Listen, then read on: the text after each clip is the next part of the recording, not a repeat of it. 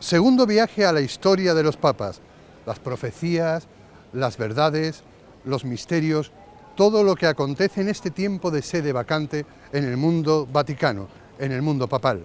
Nuevamente una entrega de los papas en Cronos.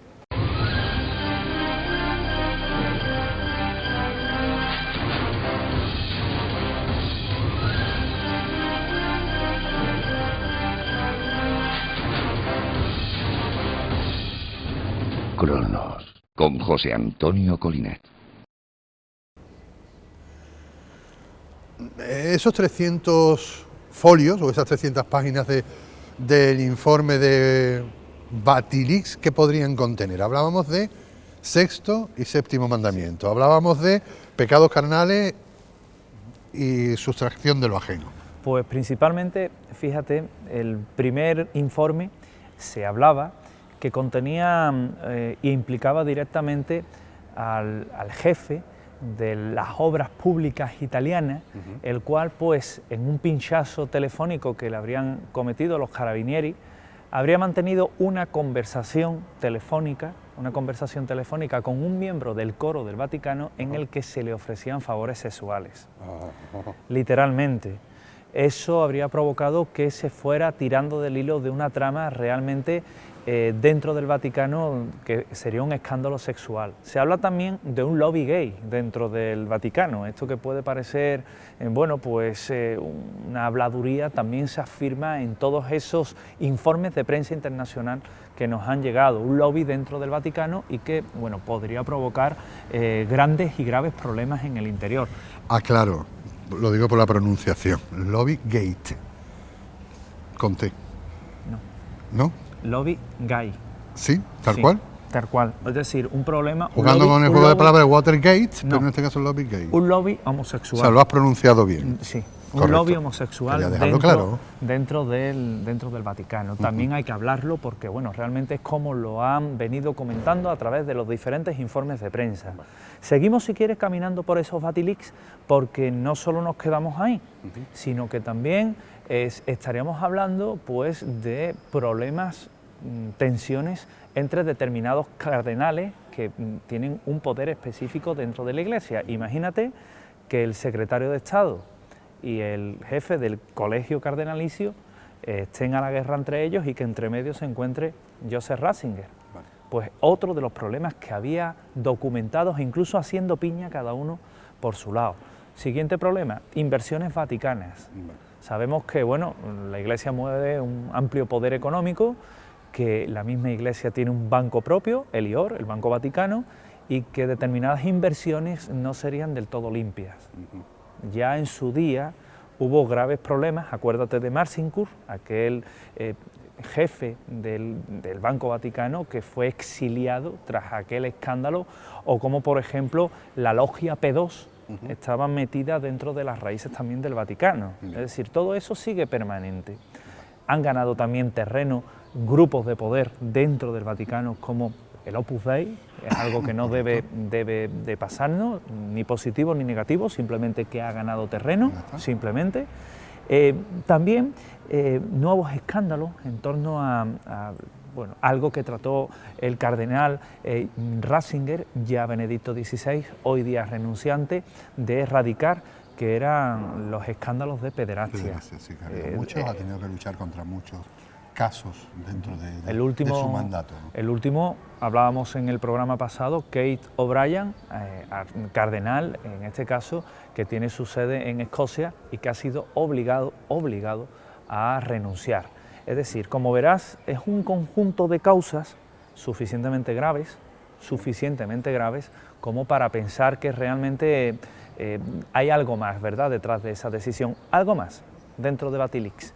Algo más que también es importante, y es que en ese banco Vaticano, pues también se hablaba y se habla de un problema entre la transparencia de las cuentas. Es decir, Ratzinger, Benedicto XVI, encarga a Ettore Taguchi, el jefe, el presidente del Banco Vaticano, que sea transparente, para que el Banco Vaticano sea considerado un banco blanco. Un banco blanco es banco transparente. Correcto. ¿Qué ocurrió? Que Takeshi accedió, pero luego puso barreras, y esas barreras han sido las que lo enfrentaron y las que aprovechó Bertone para cargar contra él y hacer que dimitiera. En su lugar se ha elegido, fíjate también la elección, a un alemán, a von Fryer, que es miembro de la Orden de Malta y constructor de barcos de guerra.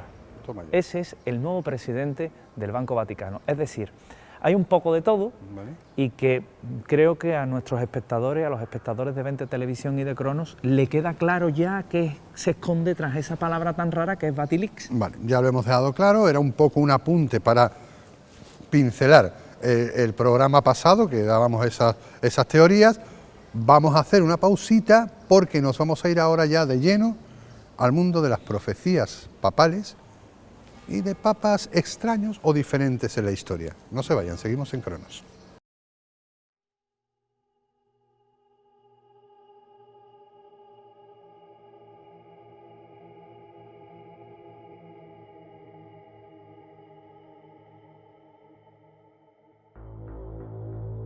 Uno de los textos más populares y fascinantes del mundo de las profecías es sin duda el conocido como las profecías de los papas o profecías de San Malaquías. Se componen de dos textos que fueron revelados al arzobispo de Irlanda, a Malaquías, al finalizar una peregrinación realizada a Roma en el año 1140 después de Cristo. San Bernardo de Claraval no las menciona entre las obras del santo irlandés, pero son atribuidas a su persona. San Malaquías realiza su primera profecía, realizando una serie de vaticinios sobre Irlanda. En ella narra la dominación que sufrirá a manos inglesas y todo tipo de tragedias que se abatirá sobre aquella verde tierra. Habla sobre los castigos ingleses y la ayuda que presta Irlanda en la conversión al catolicismo de Inglaterra. Todo ello en 1130. Siglos antes de que surgiera el cisma de Enrique VIII con la Iglesia Católica de Roma y el Papa ante la negativa de su divorcio. Áquila rapaz. Pertenece a Pío VII, con papado entre 1800 y 1823. Vivió coincidiendo en la historia con el emperador y carnicero Napoleón Bonaparte, que tenía como símbolo el águila y sufrió presiones por parte francesa. Canis et Coluber, el perro y la serpiente. Pertenece a León XII, con papado entre 1823 y 1829. Persiguió y condenó a las sociedades bíblicas protestantes. Se le considera un perro, un vigilante, contra las serpientes destructoras de la Iglesia. En su escudo de armas figuraba un perro y una serpiente, aunque otros estudiosos afirman que solo portaba un águila en campo de azur. De Gloria Olivae, de la Gloria del Olivo. Pertenece a Benedicto XVI, con papado en 2005. Nacido un sábado de gloria, justo el sábado después de Semana Santa, que celebra la resurrección de Jesucristo. Igualmente se relaciona el olivo con la paz del tiempo que le ha tocado vivir en su pontificado. Benedicto XVI explicó: he querido llamarme Benedicto XVI para relacionarme idealmente al venerado pontífice Benedicto XV, que ha guiado a la Iglesia en un periodo atormentado por el primer conflicto mundial. Fue valiente y auténtico profeta de paz y actuó con extrema valentía desde el inicio para evitar el drama de la guerra y después al limitar las nefastas consecuencias. La orden benedictina es conocida como olivetana, fiel de San Benito, que es venerado en Alemania y en particular en Baviera, la tierra de origen de este Papa germano. Su carácter es serio, férreo y poco contemplativo, aunque desde que ocupa el sillón de San Pedro ha suavizado ese marcado carácter germano.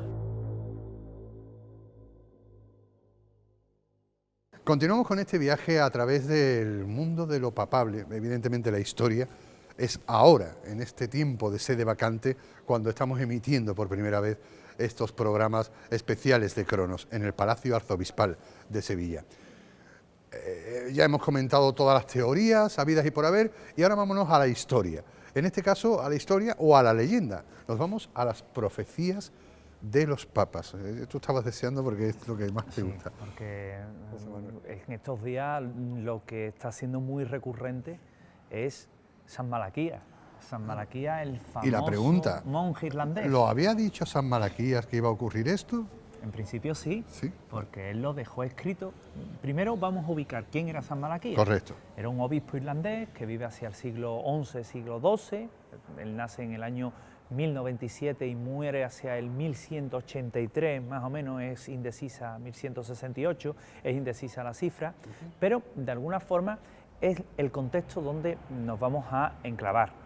Él, bueno, hace un viaje a Roma, donde conoce a San Bernardo además, y en Roma él tiene unos sueños, una revelación, un sueño revelador, profético, inspirado por el Espíritu Santo, en el cual ve y alcanza unos lemas que son la leyenda que se identifica con el escudo de armas de los papas, de los pontífices que iba a tener la Iglesia. Claro, de San Malaquías hacia atrás es sencillo, puesto que ya se tenía conocimiento de quién eran.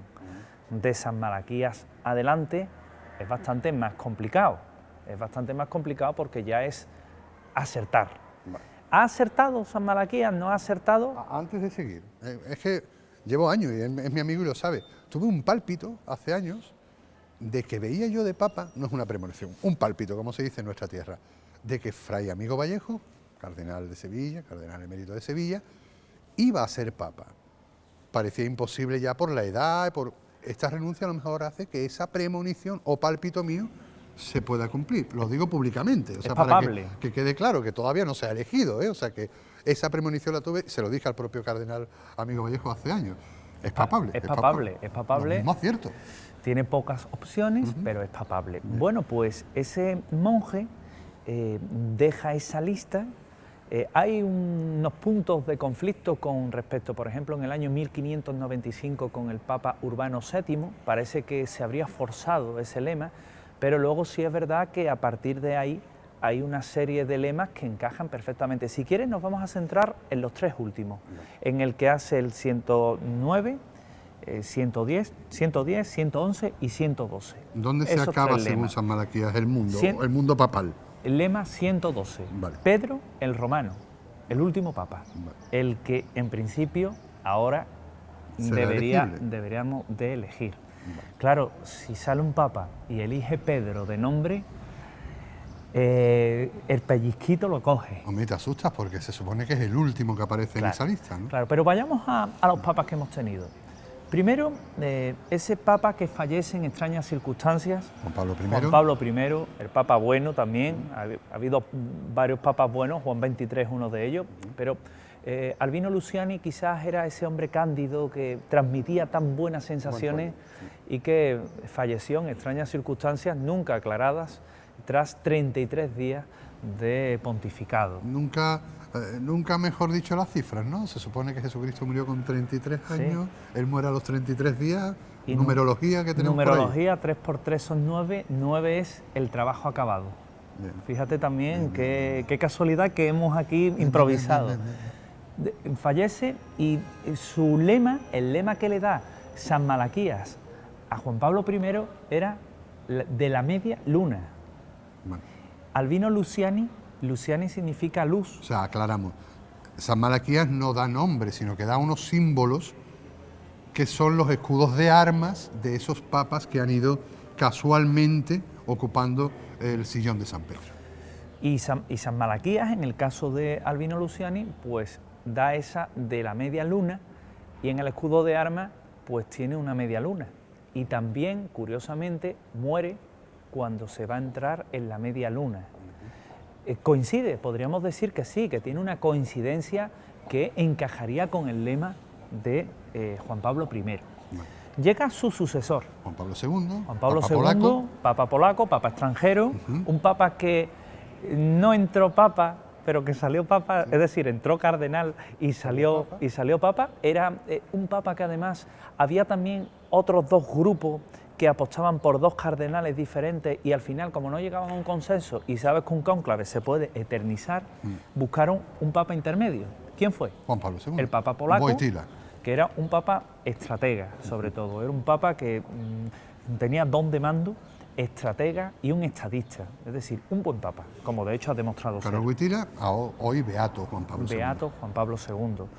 Su lema, de la labor del sol. Bueno, ¿y qué es la labor del sol? Pues se cree que fue un papa viajero, mucho, pero es que nació con un eclipse y murió con un eclipse.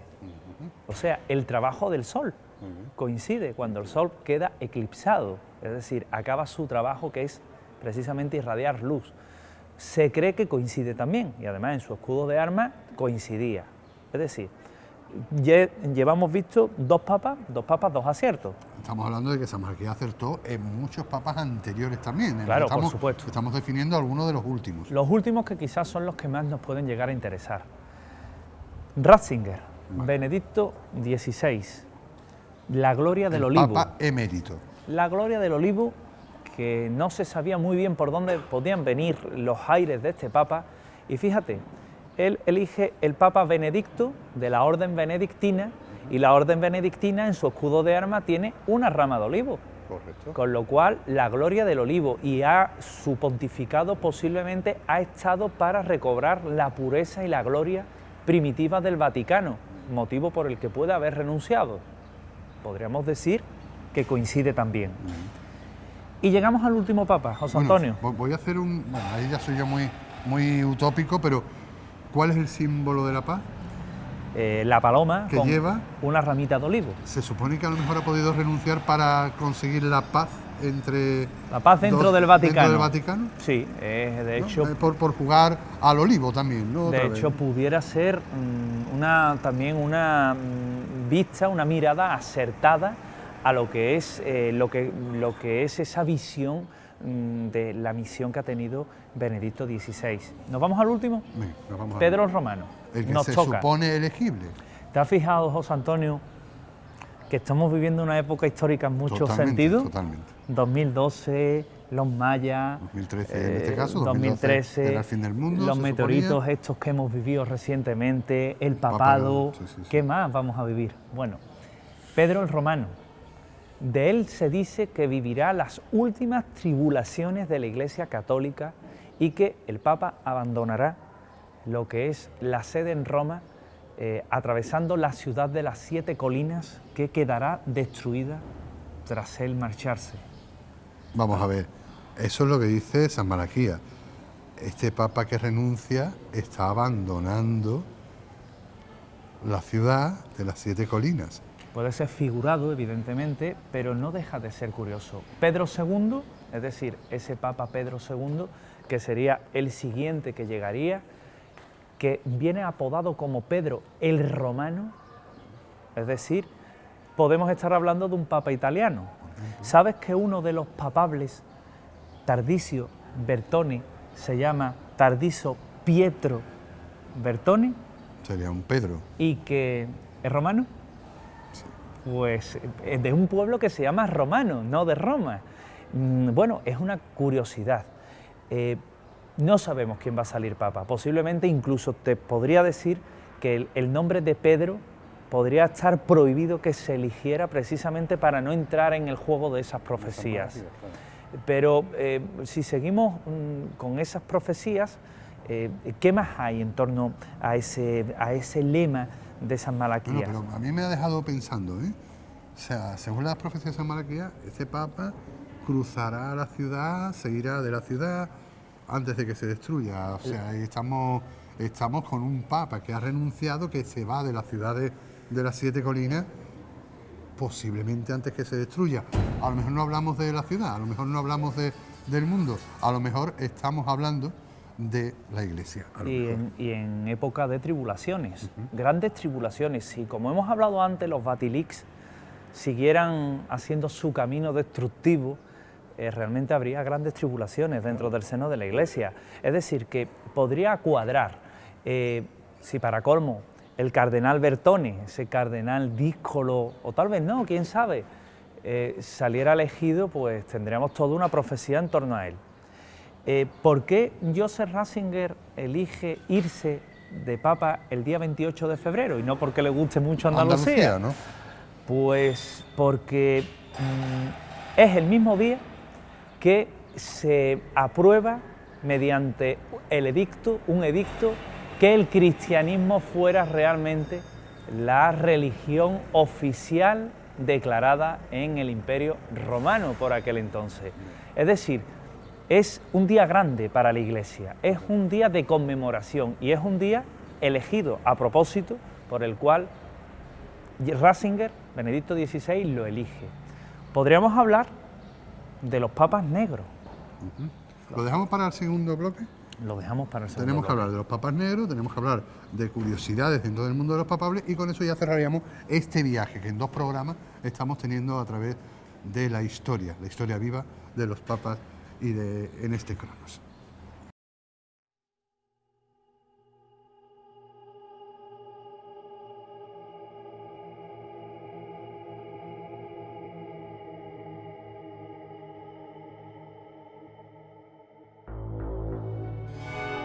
Juan de Jerusalén, nacido en Francia en 1040 después de Cristo, fue uno de los míticos 8 caballeros cruzados que junto a Hugo de Payns, en el año 1118, dieron origen a la legendaria Orden del Temple, popularmente conocida como los Templarios. Curiosamente, este caballero ya en su época tenía justa fama de poseer altos conocimientos en astrología y curandentismo, así como ciertas dotes adivinatorias. Dotes que posteriormente, cuando tenía 77 años, alrededor del año 1120, dejó por escrito con unos textos predictivos sobre el futuro de la humanidad. Dicho manuscrito fue hallado en Zagorz, en Moscú, en el siglo XIV, describiendo a Juan de Jerusalén como prudente entre los prudentes, santo entre los santos, y que sabía leer y escuchar al cielo. En dicho texto igualmente se habla de este caballero como un eremita que invertía gran tiempo en la reflexión y en el diálogo interno, en el retiro espiritual y la meditación. Así sus textos proféticos se mantuvieron en silencio, siendo custodiados y conocidos por muy pocas personas como el protocolo secreto de las profecías. Fueron redescubiertas en 1941, en el fragor de la Segunda Guerra Mundial, durante la expolia de la sinagoga de Varsovia en Polonia por las SS nazis, llevadas a Berlín, donde permanecieron hasta que la ciudad cayó en manos soviéticas y fueron entregadas al servicio secreto, el temido KGB. Fue el profesor Galbieski quien logró una copia de ellas, publicándolas en 1994. En las profecías de Juan de Jerusalén se ponen de manifiesto sucesos que hoy día estarían afectando a nuestra sociedad y al ser humano, como el SIDA, la droga, la inmigración, el racismo, el radicalismo religioso, la prostitución, la sequía, el hambre, el cambio climático, el aborto, la clonación. Sobre las Torres Gemelas y el ataque al World Trade Center, el 11S, dice lo siguiente: habrá llegado el tiempo de las invasiones bárbaras. Escucharán las prédicas de la venganza y se lanzarán al asalto de las torres orgullosas. Todos sabrán lo que ocurre en todos los lugares de la tierra. Se verá al niño cuyos huesos están marcados en la piel y al que tiene los ojos cubiertos de moscas y al que se da caza como a las ratas. Pero el hombre que lo que vea volverá la cabeza, pues no se preocupará sino de sí mismo. Dará un puñado de granos como limosna, mientras él dormirá sobre sacos llenos, y lo que dé con una mano lo recogerá con la otra. Seguramente esto les suena a ustedes. Lo estamos viviendo actualmente, no hacen falta más explicaciones. Pero lo importante es que fue profetizado por Juan de Jerusalén allá por 1189.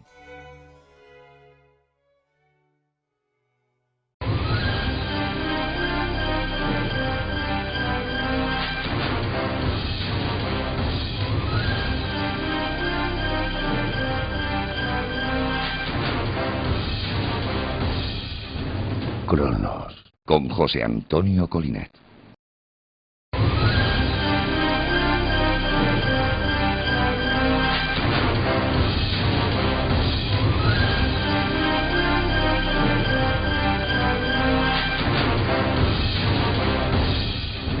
Cronos, con José Antonio Colinet.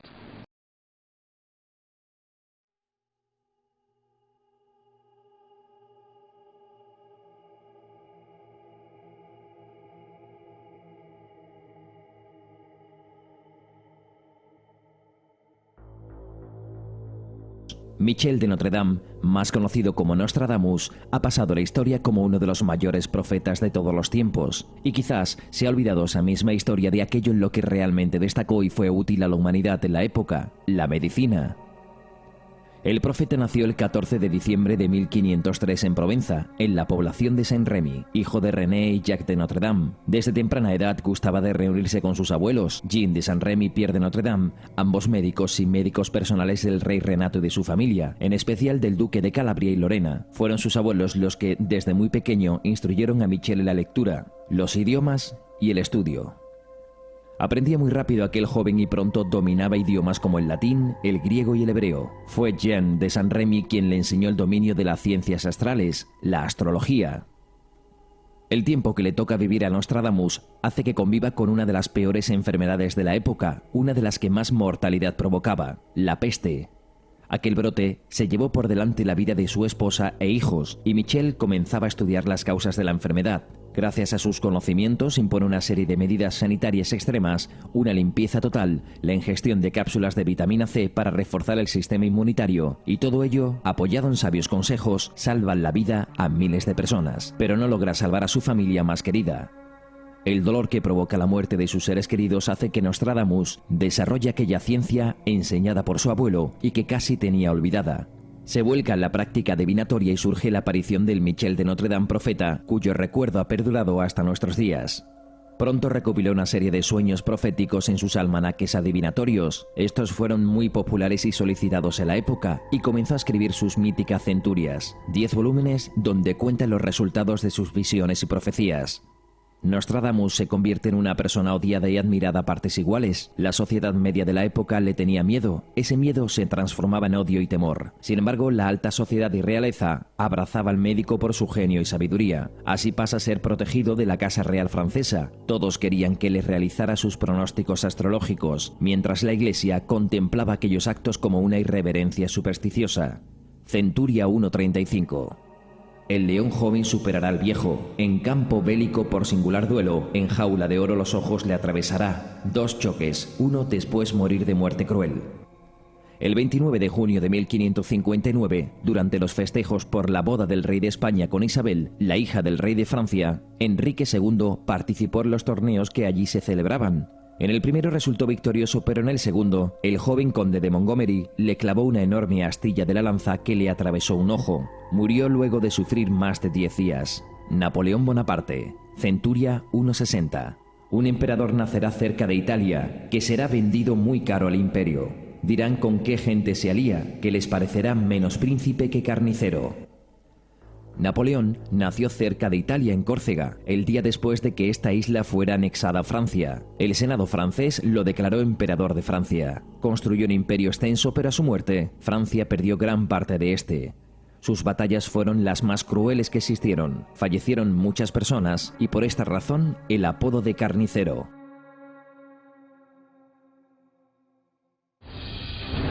Cronos. Pues entramos ya de lleno en el último trayecto de este viaje por el mundo de los papas, que estamos viviendo la historia en estos momentos en el Palacio Arzobispal de Sevilla, otro sitio privilegiado, un techo magnífico, una escalinata con historia, como a ti te gustan, las escaleras, San Manuel García Bautista, y entramos en este último bloque en el cual habíamos prometido hablar de curiosidades papales, los papas negros, los cuervos del Vaticano, algún papa misterioso de la historia, ¿no? Sí, por supuesto, porque seguimos ese orden, si quiere, los papas negros. ¿Quiénes son los papas negros? ¿Puede salir un papa negro? Pues la respuesta es sí, porque son llamados papas negros aquellos que son antipapas, precisamente. Ahora está muy de actualidad por el tema que hay papas de color que pueden ser electos. Pero, ¿qué pasaría si en esta sede vacante que estamos actualmente nos encontramos con un antipapa? Ajá. Es decir, con todo lo contrario a lo que representa un papado y que ya de hecho ha habido antipapas en la historia. Vale. Personajes oscuros, personajes negativos que han sido pues absolutamente demoledores para la historia del papado. Habría que tenerlo en cuenta porque es algo que puede suceder. Cuervos del Vaticano. Sí, señor. Los cuervos del Vaticano son aquellos que, sin estar de cara al poder, manejan los hilos del poder. Están más interesados en las intrigas vaticanas y en todos los beneficios que se pueden obtener de los problemas que han surgido, que surgieron o que surgirán, Estamos hablando de corruptelas en la historia, no en este caso en concreto, en la historia de los papas. Los Borgia, los Medici, es decir, papas que ha habido a lo largo de la historia que han favorecido a cardenales que han formado auténticos imperios económicos. Es otro de los términos que estamos en estos días acostumbrados a manejar. Papas negros, cuervos del Vaticano. Cuervos del Vaticano. Si quiere, damos un pasito más. Papas malditos. Bien. Papas malditos, pues por ejemplo, habría que decir que hay un determinado papa, que es Juan XII, que ese nombre no se repite. Vale. Es decir, es como si nunca hubiera existido, hasta que vino un sustituto que sí eligió ese nombre. Hay quien opina que se debe a que fue elegido por un papa que no era papa masculino, sino que era una papisa. Papisa Juana. La famosa papisa Juana. La famosa papisa Juana, que tuvo ese ministerio, tuvo ese pontificado, y que llega el momento en el que un inoportuno embarazo, hay que decirlo, pues hace que se descubra su condición femenina. Desde entonces... O sea, no solo tuvo que esconder su condición femenina para ser papa, sino para todo el trayecto anterior, por supuesto, eclesiástico. Una mujer dentro del mundo de la curia, hasta llegar a ser papa, tuvo que tener poder, ¿no? Se dice que ella ingresó en la iglesia precisamente para acceder a la cultura, para acceder... Por aquel entonces, hay que decirlo... Lo que suena son las campanas de la Giralda, la tenemos aquí al lado. Las fuentes culturales, las fuentes del conocimiento lo tenía la Iglesia, por supuesto. Lo sigue teniendo hoy día, esos archivos secretos del Vaticano, esa biblioteca vaticana. Y bueno, como en todo en la vida... Frente a nosotros están los archivos secretos, en este caso del Palacio Arzobispal. El archivo del Arzobispado. Y bueno, desde entonces, desde tiempos de esa papisa, hay un sillín, se dice que hay una especie de sillón, esto es una anécdota, un sillón donde el Papa se sienta y una mano surge y comprobaba que realmente era un señor el que iba a acceder al trono de Pedro, es decir, comprobaba su masculinidad. A partir de la papisa Juana ya nadie se fiaba. Ya no, por supuesto. Si el hombre gritaba, pues, leyendas, mitos, pero bueno, no dejan de ser parte de esa historia que estamos comentando hoy acerca de todos los secretos y de las intrigas vaticanas en relación directa, evidentemente, con el papado. Hablábamos en la primera parte de las profecías de San Malaquía, pero casi todos los profetas han tenido como argumento para avisarnos del futuro en el mundo eclesial o en el mundo papal, ¿no? Sí. Solari Parravicini, Nostradamus, utilizaba el argumento de los papas o eclesiásticos para informar sobre el futuro, ¿no? En su Nostradamus mismo también habla de una huida del Papa de la ciudad de las Siete Colinas, muy parecido a lo que comentábamos, y que saldría pisando cuerpos ensangrentados de sus cardenales, es decir, tenemos una negra y una oscura profecía. ¿Puede todo esto estar indicándonos que estamos llegando al fin del papado, al fin de la Iglesia como la conocemos? Parravicini también tenía mucho de final de la Iglesia. Claro, podríamos estar haciendo referencia a un cambio. Yo opino que puede ser un cambio en la Iglesia, no un final de la Iglesia. La Iglesia es mucho más grande que todo eso. Final por los mayas. Claro, un cambio, quizá un cambio en las estructuras. Hay quien dice, ¿podrían acabarse los papas para que sea algo más democrático y sea un gobierno eclesiástico de cardenales? Tampoco lo creo. Tampoco. Simplemente puede que sean cambios en las estructuras vaticanas, cambios en lo que es ese Estado Vaticano. No nos olvidemos de algo, aunque es el Estado más pequeño del mundo, o uno de los más pequeños del mundo, uno de los que más poder tiene. Hay que decir que es de los que más poder tiene, los que más información tiene y los que más ciudadanos en fe mueve. Por lo tanto, estamos ante un importante parte del Estado y parte de los países que gobiernan, ¿verdad? Un niño tonto, polemicista. Qué casualidad que donde se pueden guardar los dineros sin problema, que Suiza sea la guardia privada del Papa. La guardia privada, que tiene otra característica singular, y es que toda la guardia vaticana tiene entre 19 y 30 años, no tiene más. El sector general de la guardia, que se permite que tenga una edad más avanzada. Y otra cosa que cambia en todos los secretos que tiene el Vaticano, y es que por primera vez llevan un arma semiautomática, escondida, una pistola, que Eso está puede ser encargada... a partir de Aliasca, del atentado contra Juan Pablo II. ¿no? Efectivamente, antes todo era ornamental o clásico, es decir, en base a cómo tenía el único estado que no tiene ejército, o uno de los pocos estados que no tiene ejército, que es Suiza. Sí, qué casualidad, ¿eh? Esa unión Suiza y el Vaticano. Bueno, hemos hecho un desarrollo en 2 programas, en 2 partes. Espero que le haya dejado conceptos, si no claros, por lo menos lo suficientemente adelantados para que usted siga investigando. Estamos viviendo la historia, estamos viviendo historia. Un papa ha renunciado. Hemos contado otros papas que renunciaron, los papables, los conclaves, las profecías. En definitiva, hemos viajado por el mundo del Papa a través de estos 2 programas de Cronos. Muchas gracias, José Manuel García Bautista. Compañero. Y ustedes no se pierdan el próximo Cronos, que trae cosas formidables de la historia.